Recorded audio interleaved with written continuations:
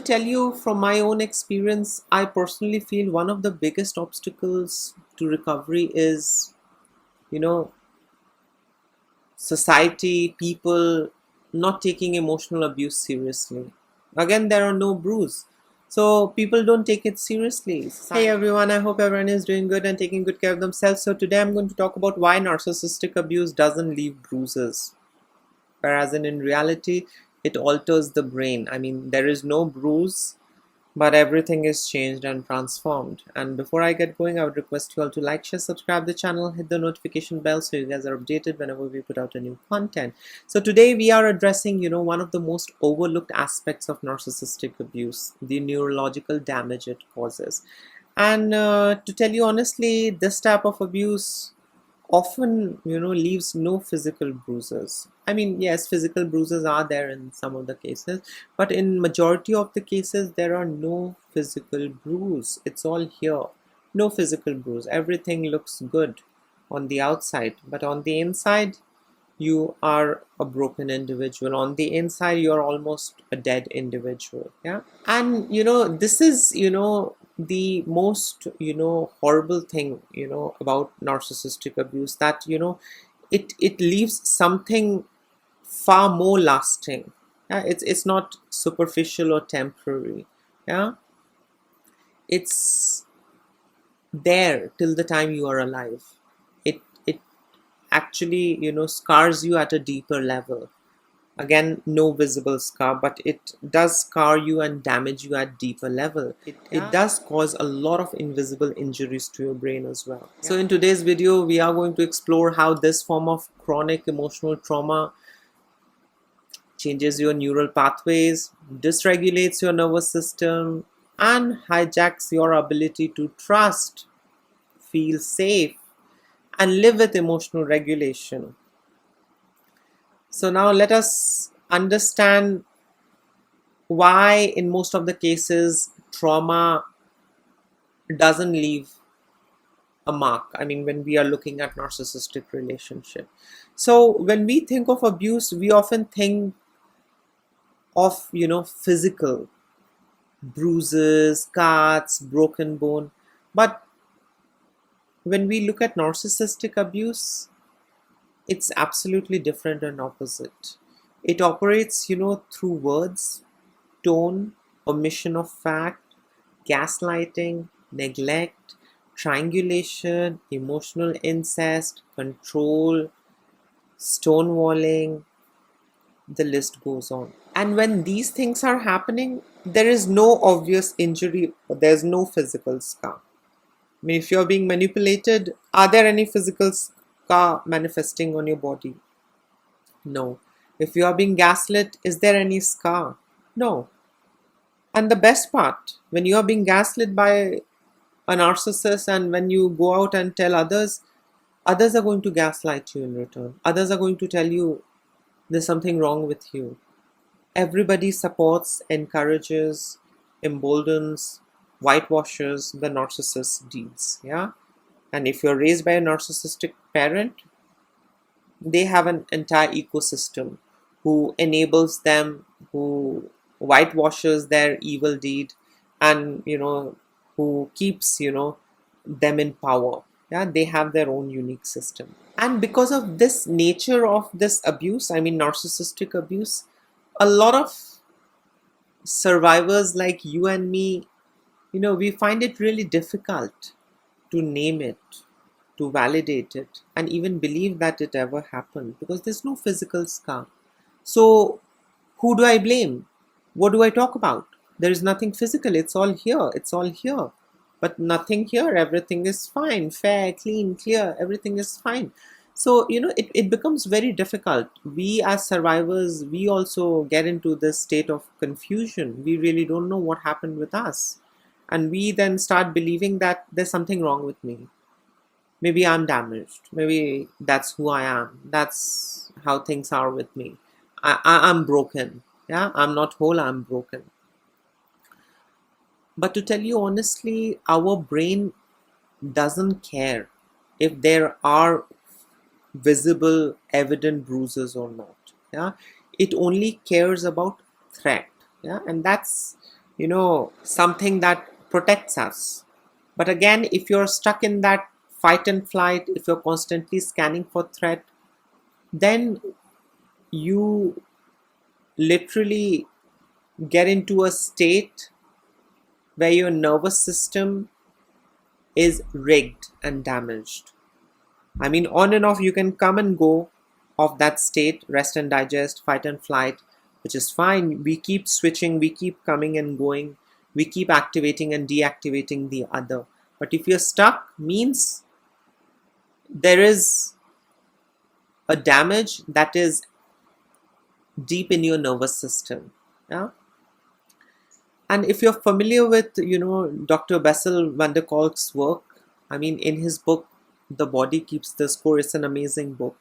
He explains how, emotional trauma or any kind of trauma reshapes, both the structure and the function of the brain. Those of you who are new to my channel, I mean, let me, talk about, some of the key areas that gets affected, because of trauma. The different ways how your brain responds to chronic emotional abuse. Yeah. The first area that gets affected is your amygdala. Yeah, and amygdala is, I mean, in simple terms, the alarm system. It gets overactivated. Yeah, when it needs to shut down or relax or pause, it's constantly scanning. It's constantly overactivated. Yeah, so your amygdala is basically responsible, for detecting threats. Yeah, it helps you protect yourself. But in narcissistic families, in narcissistic homes, emotional safety is unpredictable. You just don't know, how your narcissistic parent is going to react. Yeah, one time they are okay and the other time they might just beat the crap out of you. And because of this, constant unpredictability, you are unable to feel safe. There is no emotional safe space. It's quite unpredictable. Life is, like walking on eggshell when you are raised by narcissistic parents. All of this literally trains, the amygdala to become hypervigilant and always on the edge and always stimulated and activated. So, I mean, you might jump at sudden sounds. You might just panic in conflict, or you might just be scared or startled, with any sound or any movement or anything. Also, you might never feel safe, when you are alone. That's also there. When you have an overactivated, amygdala, you might never feel safe in your own company. You might never feel safe, when you are alone. The other part of the brain that gets affected because of the narcissistic abuse, because of chronic emotional abuse, is the hippocampus. Yeah, and hippocampus is responsible for memory and learning. So when you are exposed to, chronic stress all the time, unpredictable environment, and a lot of chaos, what happens is that, your hippocampus also shrinks. Yeah, it reduces because of that chronic stress, constantly scanning for threat, unpredictability. Now, the role of hippocampus is basically to help us distinguish between past and present. Now, when hippocampus shrinks or when it's compromised because of all this constant, stress, unpredictability, chronic stress, what happens is that, survivors often get stuck in, trauma loop. So when the hippocampus is compromised, survivors get stuck in trauma loops. Yeah, and you may overreact to current situations that unconsciously, in some ways or the other, remind you of past emotional wounds. Yeah, so in reality, you might not be having, a bad time, but unconsciously you are being reminded of a past emotional wound all the time. Yeah, because, your hippocampus is shrinking. You are unable to distinguish between past and present. Yeah, and as a result of which, you are constantly in that trauma loop. You are repeating again and again and again and again, about the emotional wounds, even though there is no problem in your current time, but you're, fixated and you're stuck over there. The other part of the brain that gets affected, because of narcissistic abuse is the prefrontal cortex, the area for logic and regulation that gets disrupted. So, this is your brain's decision making and emotional regulation center. Trauma makes it harder to think clearly, control impulses, or soothe yourself. And that's why, you might freeze during arguments or go numb when triggered. I mean, that's a common one. I also used to battle that. I also used to experience that. And I mean, with time, with experience, I know why. Yeah, because I mean, my brain is altered. My brain is changed. Yeah, because of the things that I was exposed to since childhood. And that's what Bruce Perry and Daniel, Siegel have both explored, how early relational trauma disrupts, the integration of these systems, leading to fragmented sense of self, leading to broken self. I mean, we are not whole, we are broken. Yeah. Because, I mean, narcissistic abuse is not just working on an emotional level, it's not just affecting on an emotional level. It is, you know changing the way how your brain functions. It changes the, parts of your brain. Yeah. And in some of the cases, the damage is permanent. Yeah. You have to keep retraining yourself, you have to keep unlearning and, forcing yourself into good things and good habits. Yeah. Because it's literally altered and damaged. Yeah. In some of the cases, of course, you can, revive. But when you are raised by narcissistic parents, you can't really fix, the brain damage that happens to you. But yes, you will learn to manage it better, you will learn to balance things better, you will learn to respond better. And it will be like an educational process, it will be like a college for you. Yeah. So till the time you die, you will be, teaching yourself, re-educating yourself, telling yourself consciously, don't do this, don't do that, this is happening because you're feeling that way. So I mean, not that, I am, in any ways discouraging you guys, but to tell you honestly, me being a survivor of narcissistic abuse, being raised by narcissistic parents, I can never be whole. I will learn to survive, I will learn to manage, I will learn new ways to regulate, I will learn new ways to go about in life, but the damage is done. Certain things you can rehabilitate, you can change, you can heal, but if you're exposed to all these kind of abuse since childhood, you are altered to a huge extent. Yeah. And all of this leads to a fragmented sense of self. Yeah. And I mean, these guys, I mean, Bruce Perry and Daniel, they have, done great work. So you guys can, explore that. And I mean, it's true, it disrupts, your entire system. It disrupts, your growth. It stunts your growth. You don't grow and function like a normal individual. So now let us understand about the symptoms, that we get to see in these survivors of narcissistic abuse. When you are raised by narcissistic parents, some of the symptoms may include panic attack with no clear cause. All of a sudden, you are panicking. All of a sudden, you are gasping for breath. All of a sudden, you are stuck in some kind of a spiral, some kind of a loop. It happens with me also. At times, I mean, I don't feel shy in accepting it. I mean, yes, I have come far in my healing journey, but I can never be whole. I can never be my former self. I can never be, perfect. I do have my shortcomings. I do have my own challenges. And if someone says that they have healed themselves, that's a pure lie. Please don't lie, to yourself and to the others. You can never heal, from these kind of, abuse. You will learn to manage. You will learn to live with it. You will learn to work things around. but you can never really forget and heal and become a new version. That's absolute lie. Please don't fall for it. And if you are under that illusion that I am a new me, that's not correct. Yeah. The other, symptoms that we get to see in the survivors is, emotional numbing or dissociation. That's a common one. I was emotionally numb for quite some time, and I was battling dissociation as well. I mean, I used to be there, but I used to be somewhere else. I mean, and when I was expected to cry or be happy, I wasn't really sure, what I'm feeling, because I was never allowed to feel. I was never allowed to experience. I was fed, I was spoon fed. I need to feel this way, I need to think about this, I need to do this, I need to do that.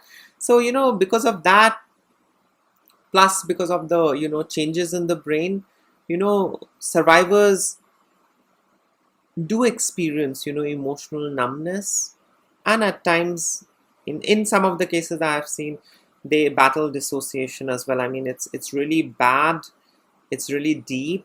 But these are the effects of narcissistic abuse when you are raised by narcissistic parents. The other symptoms that we get to see with the survivors of narcissistic abuse is, difficulty concentrating or remembering things. It's so cloudy, you just don't know. I mean, am I remembering right? What? I did that? I don't remember.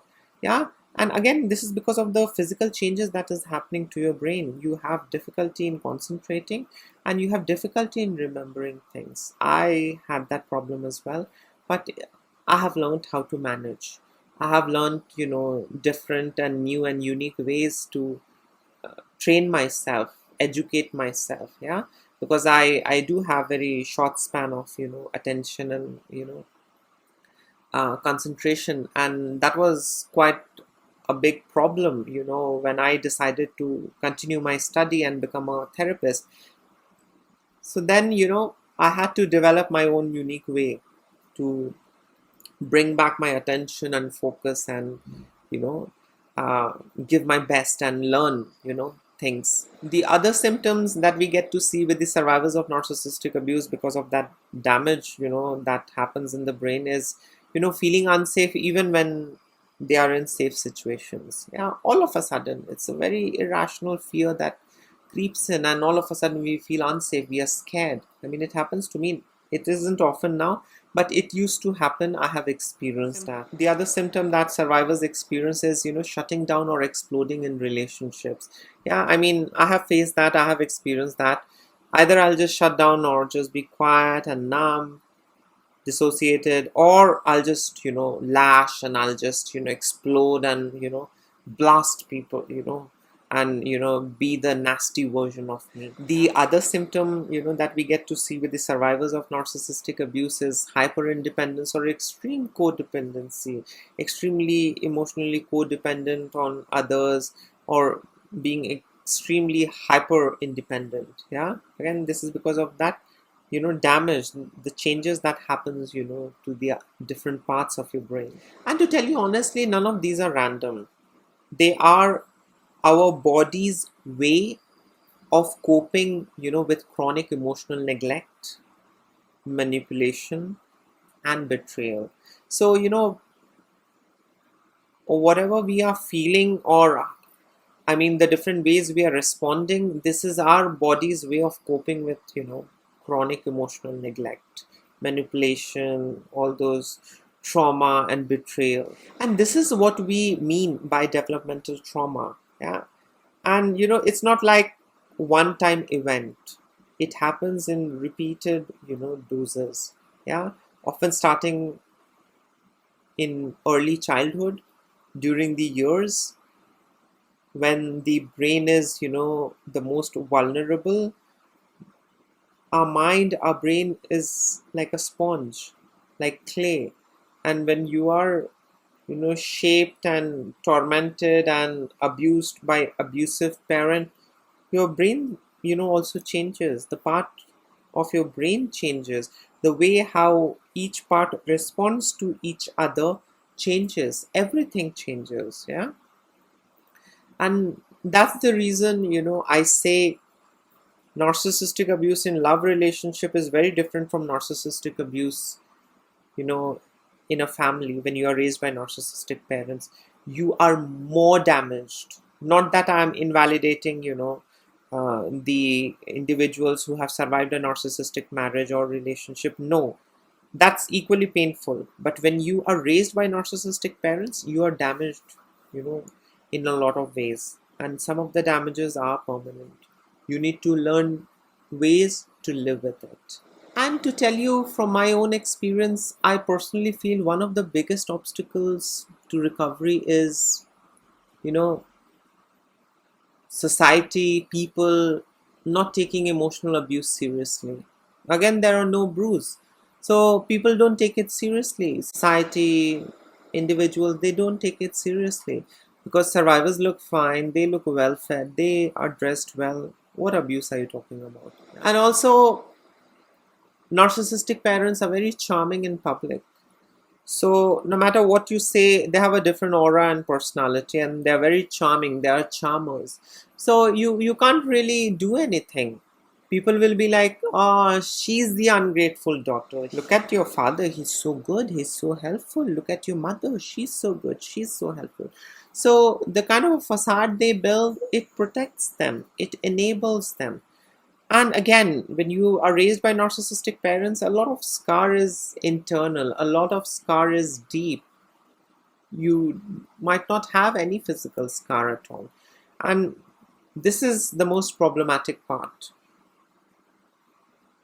where you are hurting, you are suffering on the inside, and people around you are invalidating you and gaslighting you. And this is the reason I say, the invisibility or no visibility of scar, actually adds another layer of trauma. Yeah. And that is where you're feeling something, you're experiencing something, and nobody is, ready to believe.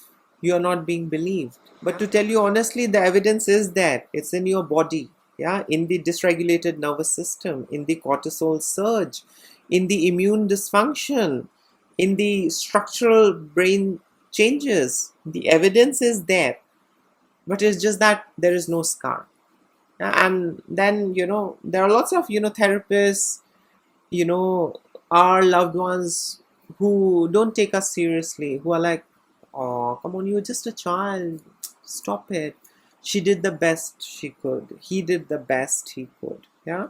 Because they are just looking out for visible scars. They are not, analyzing your structural brain changes. They are not analyzing your cortisol surges. They are not, analyzing your immune dysfunction. They are not, analyzing your dysregulated nervous system or the cortisol surges. They are not observing or analyzing or testing all of that. They're just looking for visible scars. There's no scar. Everything was fine. Your childhood was not bad.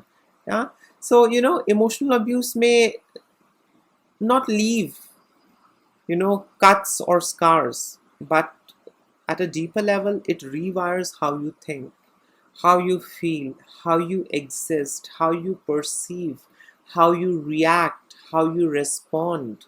I mean, it changes you. Yeah. So, I mean, the moment, you know, you hear that someone is telling you that you look fit and fine, what's wrong?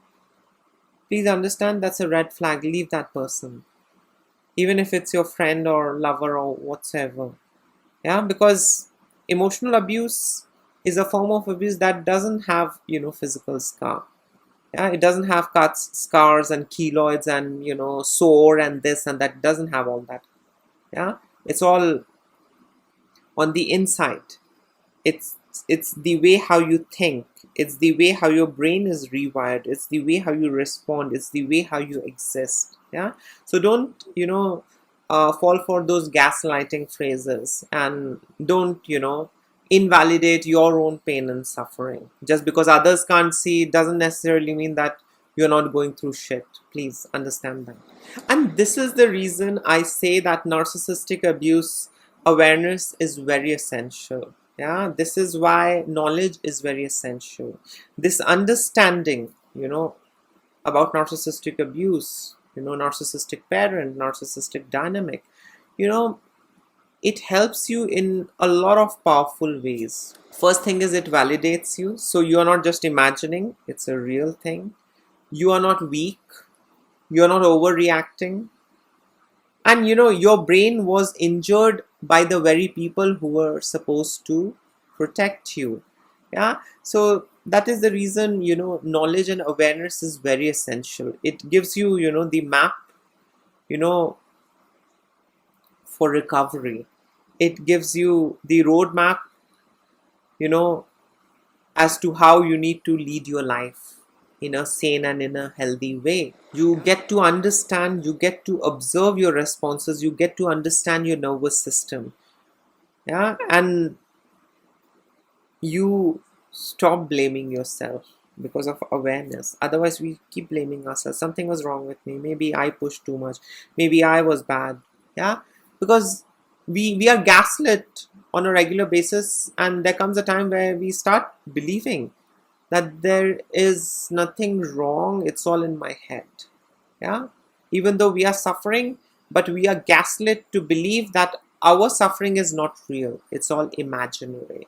Yeah, so don't be around such individuals who are into minimizing your pain, who are into putting you in this mode of self-blame. Don't do that. And with time you will realize, I'm sure all of you must have realized, I had this realization, that healing is not about willpower and this and that. No, healing is all about re-regulation. Healing is all about co-regulation. Healing is about learning new ways to work with your brain, finding new ways to work with your brain, and not against it. Yeah, so I mean, it's not an easy thing, but yeah, it's not impossible. So if you have ever been told you're too sensitive, too emotional, too reactive, please remember you were raised in an unsafe emotional environment. You were raised by abusive parent. Yeah, and your body responds exactly as it needed to. Yeah, so there was nothing over about your reaction. Yeah, oversensitive, over emotional, overreactive. No, your body was just fighting. Your body was just trying to protect you. Please understand, narcissistic abuse may never leave bruises or scars, but it leaves evidences in the most sacred place, your mind, your brain, your head. All the scars, all the evidence are here. It might not be here and here. So yes, don't fall for all those gaslighting statements. You're being too sensitive, overacting. Get rid of those people. Yeah, because those people are going to damage you even more. When your emotion, when your feelings are not validated, that is another level of damage that you will be doing to yourself. So get rid of these folks. Get rid of the gaslighters, the flying monkeys, and the enablers of your narcissistic parent. So yes, this was it. In case if you would like to add in something, please comment below. Till then, take care of yourself. Lots of love and blessings to all of you. Bye.